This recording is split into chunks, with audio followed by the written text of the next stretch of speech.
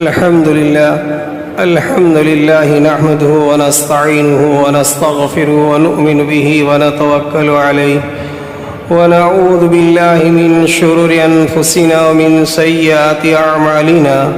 من يهده الله فلا مضل له ومن يضلله فلا هادي له ونشهد أن لا إله إلا الله وحده لا شريك له ونشهد أن سيدنا ومولانا محمدًا عبده ورسوله أرسله بالحق بشيرا ونذيرا وداعيا إلى الله بإذنه وسراجا منيرا وصلى الله تعالى عليه وعلى آله وصحابه وبارك وسلم تسليما كثيرا أما بعد فقد قال الله سبحانه وتعالى في الكلام المجيد والفرقان الحميد أعوذ بالله من الشيطان الرجيم بسم الله الرحمن الرحيم سبحان الذي أسرى بعبده ليلا من المسجد الحرام إلى المسجد الأقصى الذي باركنا حوله لنوريه من آياتنا إنه هو السميع البصير. وعن أنس رضي الله تعالى عنه أنه قال رسول الله صلى الله عليه وسلم أوتي بالبراق ليلة أسري به ملجما مسرجا فاستصعب عليه فقال له جبريل أبي محمد صلى الله عليه وسلم تفعل هذا فما ركبك أحد أكرم على الله من فرفض عرقا أو كما قال النبي صلى الله عليه وسلم. گرامی قدر سامعین، اس وقت آپ حضرات کی خدمت میں قرآن کریم کی ایک آیت اور نبی پاک صلی اللہ علیہ وسلم کے مقدس فرامین میں سے ایک حدیث پڑھی ہے. آیت کریمہ میں حق تعالی شانہ وعم نوالہ بیت اللہ شریف سے مسجد اقصیٰ تک کے سفر کا ذکر فرماتے ہیں، اور حدیث میں نبی پاک صلی اللہ علیہ وسلم کے معراج کا ذکر کیا جا رہا ہے. یہ رجب المرجب کا مہینہ چل رہا ہے،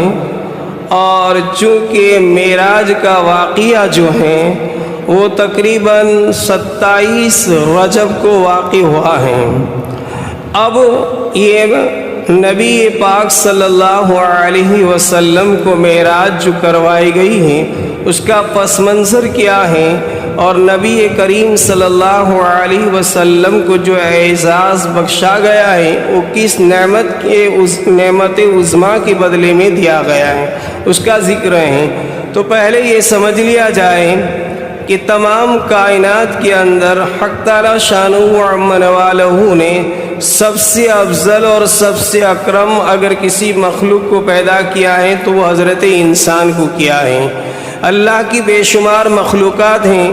ان میں سے سب سے زیادہ مکرم اگر کسی کو بنایا ہے تو اللہ تعالیٰ نے حضرت انسان کو بنایا. خود قرآن کہہ رہا ہے وَلَقَدْ كَرَّمْنَا بَنِي آدم، کہ ہم نے انسان کو مکرم بنایا، معزز بنایا اور ان کو شرافت عطا فرمائی.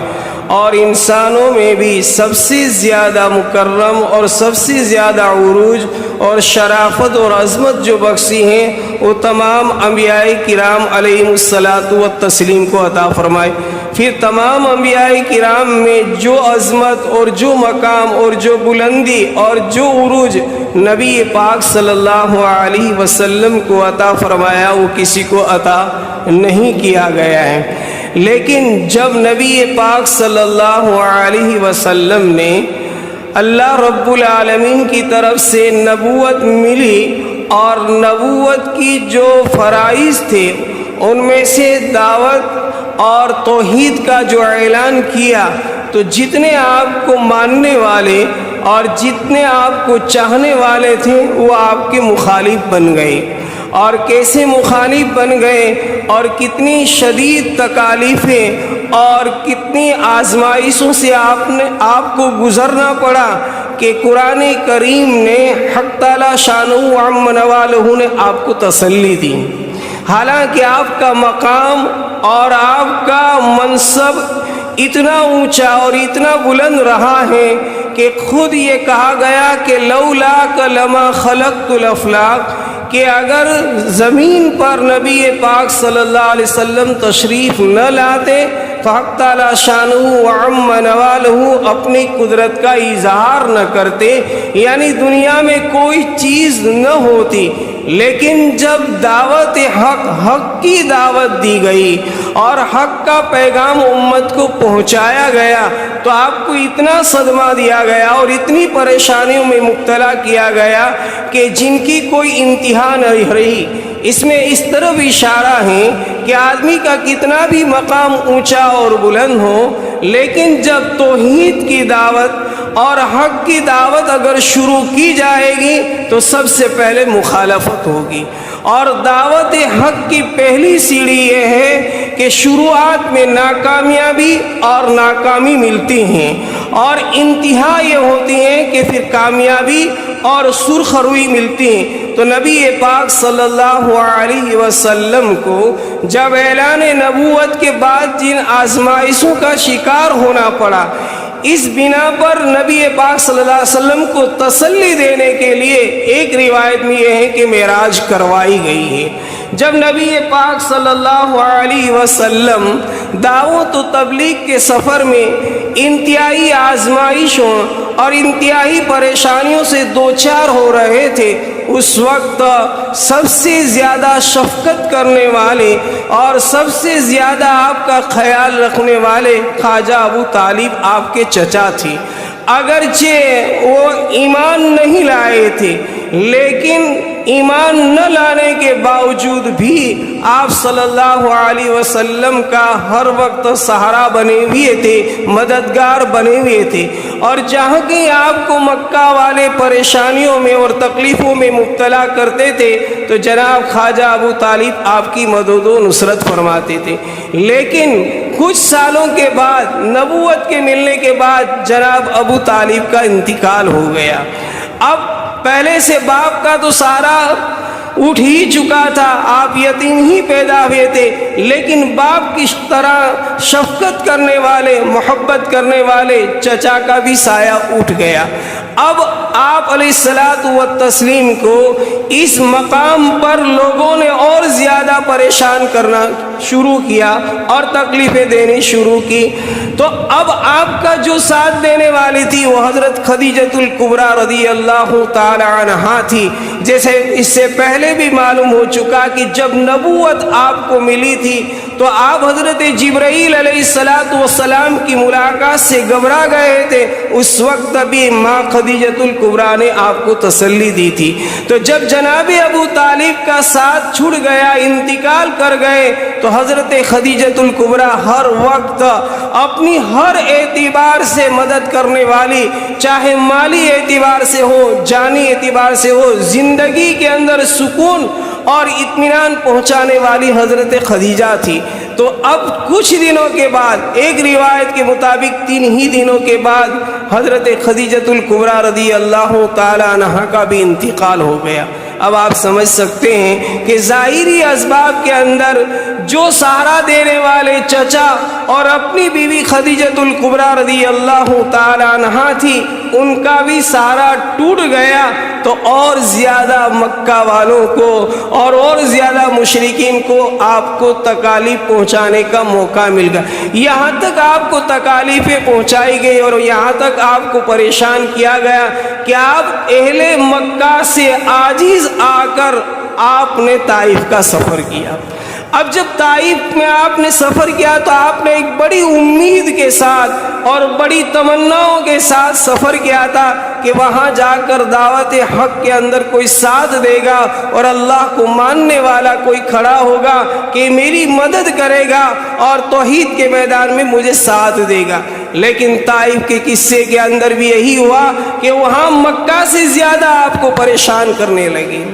اب آپ عاجز اور بے سہارا ہو چکے، اور خود پیارے آقا صلی اللہ علیہ وسلم کی زبان اقدس سے وہ کلمات نکلے کہ ایک روایت میں آپ نے فرمایا لَقَدْ أُوذِيتُ فِي اللَّهِ وَمَا أُوذِيَ أَحَدٌ مِثْلِي وَلَقَدْ أُخِفْتُ فِي اللَّهِ وَمَا أُخِفَ فأحد مثلی، کہ اللہ کے راستے میں، اس دعوت اور تبلیغ کے سفر میں، اس توحید کے میدان میں جتنا مجھے پریشان کیا گیا، جتنا مجھے دھمکایا گیا، جتنا مجھے ڈرایا گیا، جتنا مجھے ستایا گیا، یہ کسی نبی اور کسی رسول کو اتنا ستایا نہیں گیا اور نہیں پریشان کیا گیا۔ اتنی تکالیفیں آپ کو پہنچائے گی، حالانکہ آپ کا مقام اللہ رب العالمین نے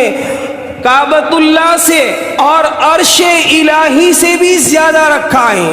عرش الہی کا اور کعبۃ اللہ کا وہ مقام نہیں ہے جو نبی پاک صلی اللہ علیہ وسلم کا مقام ہے، لیکن اس کے باوجود اس دعوت کے میدان میں اور تبلیغ کے میدان میں اتنی پریشانیاں اور اتنی تکالیفیں آپ کو پہنچائے گی۔ جب انتہائی آپ مغموم ہونے لگے اور انتہائی آپ پریشان ہونے لگے تو اللہ کی طرف سے تسلی دیتے ہوئے یہ ارشاد ہوا کہ اے میرے محبوب صلی اللہ علیہ وسلم، دنیا والوں کی نظر میں اب آپ بے سہارا ہو چکے ہیں اور دنیا والوں کی نظر کے اندر آپ کا کوئی معین اور مددگار نہیں ہے، تو وہ آپ کو زیادہ پریشان کر رہے ہیں۔ آپ گھبرائیے نہیں، بلکہ آپ کا سہارا اور آپ کا مددگار یہ عرش الہی پر بیٹھنے والے خداوند قدوس ہیں۔ آپ گھبرائیے نہیں۔ اب آپ نے حضرت جبرائیل علیہ الصلاۃ والتسلیم کو مکۃ المکرمہ کی زمین پر رات کے وقت بھیجا۔ جب آپ نیم خواب میں تھے اور اپنی چچازاد بہن حضرت ام ہانی بنت ابی طالب رضی اللہ تعالی عنہ کے گھر میں آرام فرماتے اور حضرت جبرائیل علیہ الصلاۃ والتسلیم عجیب طریق سے حضرت ام ہانی کے گھر میں تشریف لاتے ہیں۔ اب وہ رات ایک روایت کے مطابق 27 رجب المرجب تھی اس مہینے کی، اور ہجرت سے تقریباً 1 سال پہلے یا 6 مہینے پہلے یا کچھ سال پہلے، روایتیں الگ الگ ہیں۔ خلاصہ یہ ہے کہ معراج کا واقعہ جو ہوا وہ ہجرت مدینہ سے پہلے ہوا۔ آپ ام ہانی رضی اللہ تعالی عنہ کے مکان میں آرام فرما تھے، اچانک حضرت جبرائیل علیہ الصلاۃ والتسلیم نے اوپر سے چھت کو کھولا اور چھت کھول کر سیدھے حضرت ام ہانی کے مکان میں تشریف لائے، اور آپ آرام فرما تھے تو آپ کے قدمین مبارک کی طرف تشریف لے گئے اور پھر اپنا پر آپ کے قدم پر بچھایا۔ آپ کے قدمین مبارک پر جب پر بچھایا تو نبی پاک صلی اللہ علیہ وسلم کی آنکھ کھل گئی۔ آپ کو کھڑے کیے، پھر نبی پاک صلی اللہ علیہ وسلم کے ہمراہ حضرت جبرائیل مکان سے نکل کر حتیم اور بیر زمزم کے قریب نبی پاک صلی اللہ علیہ وسلم کو لے آئے، اور وہاں لے آ کر نبی پاک صلی اللہ علیہ وسلم کے مقدس سینے مبارک کو شک کیا، چاک کیا۔ یاری گویا یوں سمجھے کہ چاک کیا کا مطلب ہے کہ آپ کے سینے مبارک کو کھولا اور آپریشن کر کے آپ کے دل کو نکالا، اور آپ کے دل کو نکال کر مائے زمزم سے دھویا، اور دھونے کے بعد جو نور کا اور ایمان کا اور حکمت کا تشت جنت سے لے کر تشریف لائے تھے، وہ نور اور حکمت کا جو بھرا ہوا تشت تھا یہ آپ کے سینے مبارک کے اندر ڈالا، اور اس کے بعد آپ کے دل کو پھر سینے میں ڈال کر آپ کے دل کو ڈال کر پھر بند کر دیا۔ اب حضرت جبرائیل علیہ الصلاۃ والتسلیم نے پھر براق لائے تھے جنت سے، تو اس براق پر سوار کیے۔ جب حضرت جبرائیل علیہ الصلاۃ والسلام جس براق کو لے کر آئے تھے اس کو نبی پاک صلی اللہ علیہ وسلم فرماتے ہیں اوتیہ بالبراق لیلۃ اسریہ ملجمن مسرجن، کہ اسراء کے وقت، رات کے وقت حضرت جبرائیل جس براق کو لے کر آئے تھے اس کے اوپر لگام چڑھی ہوئی تھی اور مسرجن اور زین کشی ہوئی تھی، اور نبی پاک صلی اللہ علیہ وسلم کو جب اس براق پر سوار کیے گئے تو فاستصعب علیہ، تو وہ براق جو ہے بدکنے لگا، شوخیاں کرنے لگا، چاہے وہ خوشی کے مارے کرنے لگا ہو یا اور کسی وجہ سے کرنے لگا ہو، تو حضرت جبرائیل علیہ الصلاۃ والتسلیم نے बुराक से ये कहा कि तू जानता है कि आज तेरे ऊपर कौन सवार होने वाला है? अभी मोहम्मद सल्लल्लाहु अलैहि वसल्लम कि वो ज़ाते कुद्दूस की तरफ से वो नबी को हुक्म हुआ है जो आज आप पर सवार होने वाले हैं। फमा अकरम अलल्लाहि मिन्हु, कि उससे ज़्यादा रूए ज़मीन पर कोई मुकर्रम नहीं है, कोई मुअज़्ज़ज़ नहीं है, कोई मुक़द्दस नहीं है। ऐसे नबी आप पर सवार होने वाले हैं। और तू ये कर रहा है, जब जिब्राइल की जुबान से बुराक ने ये अल्फाज सुने तो रिवायत में आता है फरफद अरका, यानी हजरत जिब्राइल के इस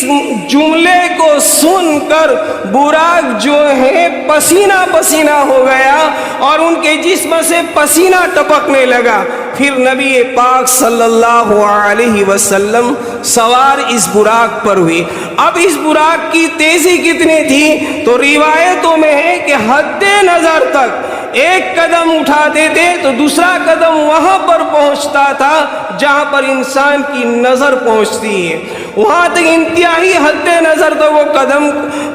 बढ़ाते थे और सवार हुए। जब बुराक पर सवार हुए तो सबसे पहले मक्कतुल मुकर्रमा से निकले और इसके बाद मदीनतुल मुनव्वरा पहुंचे और मदीनतुल मुनव्वरा पहुंचकर आपने 2 रकात नफल नमाज पढ़ी। फिर वहां से उठे और फिर तूरे सेना पहुंचे, फिर तूरे सेना में 2 रकात नमाज पढ़ी और फिर वहां से गए मदियन, हजरत शोएब अलैहिस्सलाम के वतन गए और फिर वहां से उठे और बैतुल्लहम जहां पर हजरत ईसा अलैहिस्सलाम की जाए पैदाइश है। फिर इन चारों से उठने के बाद पहुंचे आप मस्जिद अक्सा, जिसको कुरान ने ये कहा सुब्हानल्लज़ी अस्रा बिअब्दिही लैलन मिनल मस्जिदिल हराम इलल मस्जिदिल अक्सा अल्लज़ी बारकना हौलहु लिनूरियहु मिन आयातिना इन्नहु वस्समीउल बसीर, के पाक है वो ज़ात कि जिस ज़ाते कुद्दूस ने अपने बंदे को रातों रात मस्जिद हराम से मस्जिद अक्सा तक पहुंचाया। मस्जिद अक्सा वो है कि अल्लज़ी बारकना हौलहु लिनूरियहु मिन आयातिना, कि जिसके इर्द गिर्द हमने दीनी बरकतें भी रखी हैं और दुनियावी बरकतें भी रखी। दीनी बरकतें ये हैं कि बैतुल्लाह के से पहले जितने भी अंबियाए किराम अलैहिस्सलातु वस्सलाम का किबला है वो मस्जिद अक्सा है। तो तमाम अंबियाओं का किबला ये मस्जिद अक्सा बैतुल मक़दिस रही है और फिर तमाम अंबियाए किराम का मस्कन और रहना भी हुआ है और तमाम अंबिया मदफून भी हुआ है। तो अल्लाह ने कहा कि अल्लज़ी बारकना हौलहु, कि ऐ मोहम्मद सल्लल्लाहु अलैहि वसल्लम हमने आपको बैतुल्लाह शरीफ से उठाकर आपको मस्जिद अक्सा जो पहुंचाया है वो मस्जिद अक्सा वो है जहां पर हमने अपनी कुदरत के अजाइबात भी रखे, दीनी बरकतें भी रखी और दुनियावी बरकतें भी रखी।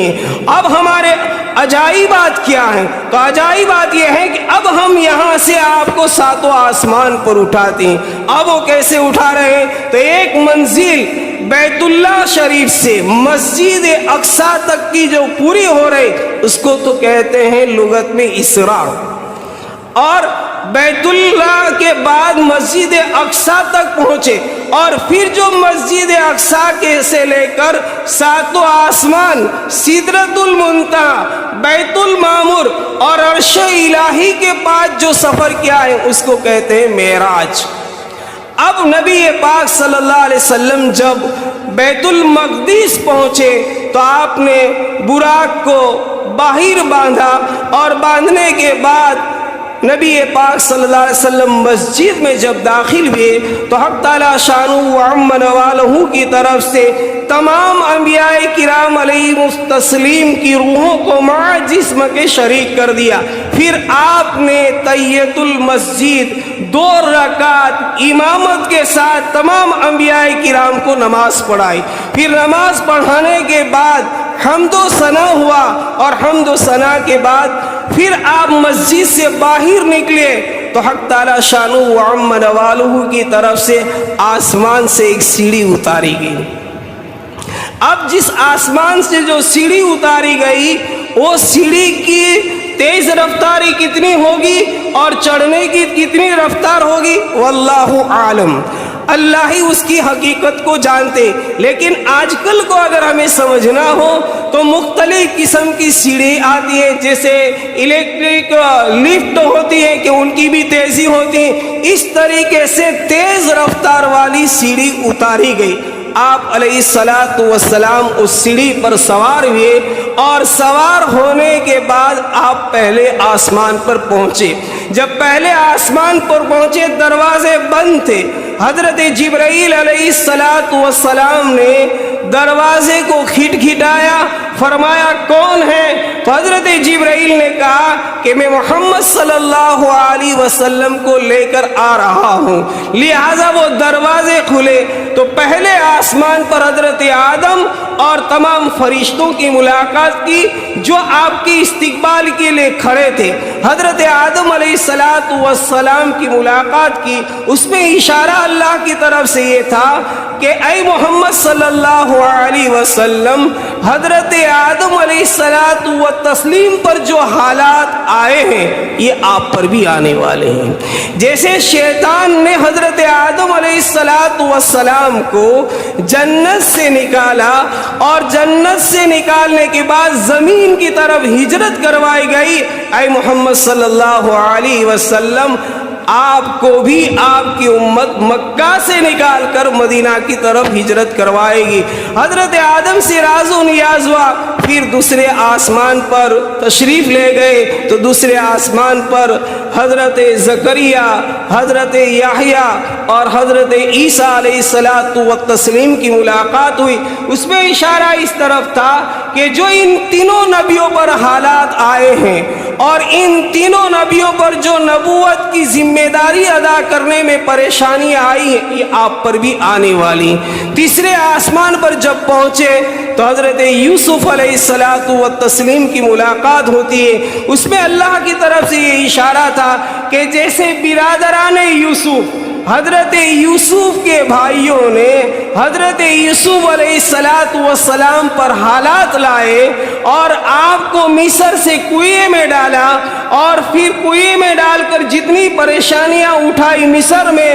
اور اخیر میں حضرت یوسف کو نجات ملی، اور اللہ رب العالمین نے آپ کو مقام نبوت عطا فرمایا، اور اس کے بعد آپ نے اپنے بھائیوں کو معاف کر دیا۔ اے محمد صلی اللہ علیہ وسلم، مشرکین مکہ بھی آپ کو پریشان کریں گے، آپ کو تکالیفیں دیں گے، اور ان کی تکالیفوں اور ان کی پریشانیوں کی بنا پر آپ کو ہجرت کرنی پڑے گی، لیکن ایک موقع وہ آئے گا کہ پھر آپ کو اللہ فتح دیں گے، جیسے حضرت یوسف علیہ السلام کو نجات دی اور پھر بھائیوں سے ملاقات۔ اسی طریقے سے 2 مرتبہ آپ مکہ المکرمہ کی زمین پر آئیں گے اور اللہ تبارک و تعالی آپ سے وہ کام لیں گے۔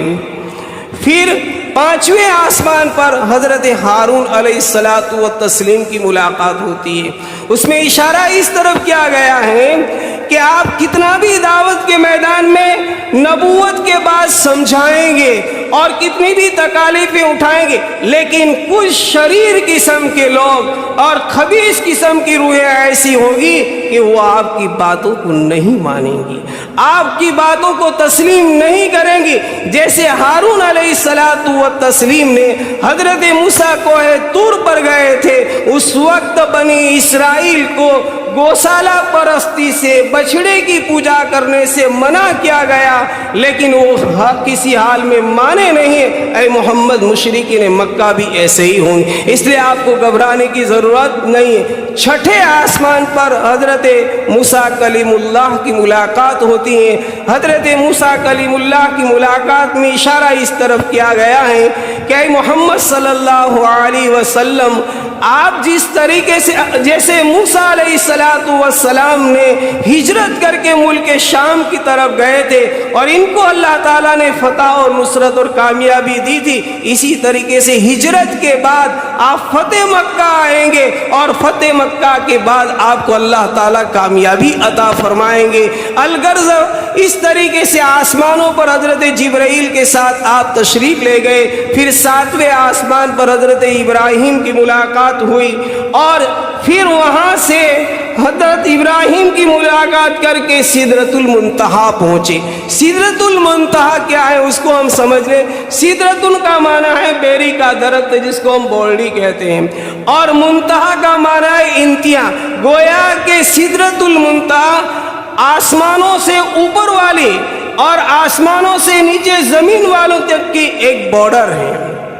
اب جتنی بھی زمینی مخلوقات اور زمینی چیزیں ہیں اور جتنی بھی لوگ ہیں وہ سدرۃ المنتہا تک پہنچتے ہیں، چاہے فرشتے ہو اور مخلوق ہو، آگے کسی کو جانے کی اجازت نہیں ہے۔ اور آسمانوں سے عرش معلیٰ سے اللہ کے جتنے احکامات آتے ہیں وہ سدرۃ المنتہا جہاں بیت المعمور ہے وہاں آتے ہیں، پھر وہاں سے نیچے لائے جاتے ہیں۔ تو حضرت جبرائیل علیہ السلام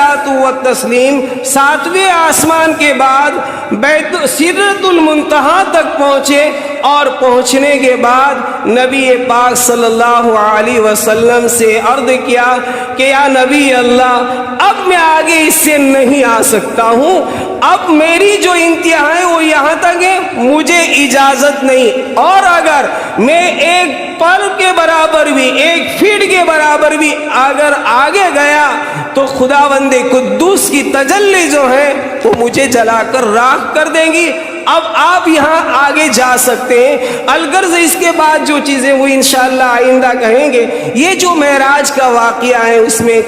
خاص کر کے یہ ذکر کرنا مقصود تھا کہ آج کل کے لوگوں کی نظروں میں یہ چیزیں مشکوک ہو چکی ہیں، یعنی معراج کے بہت سے لوگ منکر ہیں اور سمجھ میں نہیں آتا کہ ایسا کیسے ہو سکتا ہے، لیکن یاد رہے کہ ایک ہماری عقل ہے اور ایک خداوند قدوس کی قدرت ہے،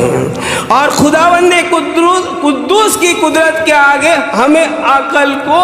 ایک طرف رکھ کر خداوند قدوس کی قدرت کو ماننا پڑے گا۔ وہ کن فیکن کا مالک ہے، وہ چاہے تو راتوں رات مسجد حرام سے مسجد اقصیٰ تک بھی لے جا سکتے ہیں، اور وہ چاہے تو مسجد اقصیٰ سے عرش معلیٰ تک پہنچا سکتے ہیں۔ قرآن کریم سے بھی ثابت ہے اور صحیح حدیثوں سے بھی ثابت ہے۔ اس لیے معراج جسم کے ساتھ اور روح کے ساتھ نبی پاک صلی اللہ علیہ وسلم کی ہوئی ہے، اور نبی پاک صلی اللہ علیہ وسلم کو جو یہ خصوصیت ملی اس بنا پر ملی کہ اللہ رب العالمین نے ورفعنا لک ذکرک کر کے آپ کے مقام کو بلند کیا ہے۔ اللہ رب العالمین ہمیں صحیح معنوں میں سمجھ کر عمل کرنے کی توفیق نصیب فرمائے۔